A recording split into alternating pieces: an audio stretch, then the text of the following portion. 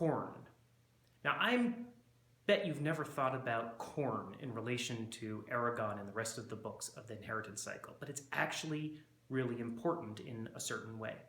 As I've spoken about in other videos, language and words are very important when you're writing any book, but especially in fantasy, because you have to think a lot about where the word comes from and is it appropriate for the sort of fantasy world that you're creating.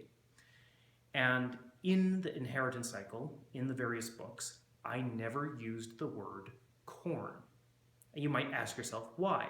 Well, one answer is that corn is a plant that is ultimately from the New World, from South America, Central America, and since the world of Alagasia is based very strongly on the myths and feel of Northern Europe, corn didn't seem appropriate.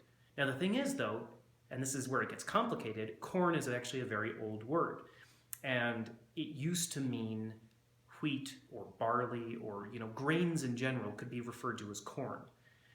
That's why even to this day some people will refer to corn as maize to differentiate it from something like wheat. And you can even find in Lord of the Rings that Tolkien used the word corn, but he didn't mean corn on the cob or anything like that. He actually meant wheat or barley or a grain that you would grow in that fashion. So I could have used corn. Technically, it was correct, but I knew that if I did, it would have just confused the modern reader, so I didn't use it. And that's one small example of the many, many choices I had to make over the course of the inheritance cycle of which words were appropriate and which words I could use. So something to think about if you ever try to write your own book someday.